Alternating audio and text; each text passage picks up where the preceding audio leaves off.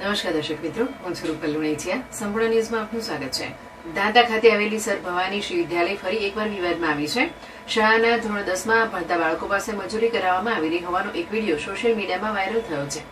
Viral વિડીયોમાં સ્પષ્ટ જોઈ શકાય છે કે નાની ઉંમરના શાળાના બાળકો માથે ઈંટો ઉપાડી રહ્યા છે અને મજૂરોની જેમ કામ કરી રહ્યા છે. જ્યારે બાળકોને પૂછવામાં આવ્યું ત્યારે બાળકોએ જણાવ્યું હતું કે અમને શિક્ષકે ઈંટો ઉપાડવાનું કહ્યું છે.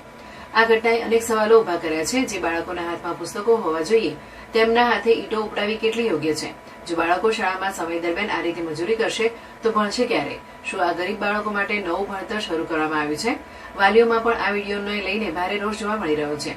વાલીઓનું કહેવું છે કે અમે અમારા બાળકોને ભણવા માટે શાળાએ મોકલીએ છીએ, મજૂરી કરવા માટે નહીં. હવે સૌથી મોટો સવાલ એ છે કે શું આ વાયરલ વિડીયો સામે આવ્યા બાદ શિક્ષણ વિભાગ જાગશે? શું જવાબદાર શિક્ષક સામે કડક કાર્યવાહી કરવામાં આવશે કે પછી સમગ્ર મામલો દબાવી દેવામાં આવશે? આ મામલે જિલ્લા શિક્ષણાધિકારી દ્વારા તાત્કાલિક તપાસ કરી યોગ્ય કાર્યવાહી કરવામાં આવે તેવી લોક માંગ ઉઠી રહી છે.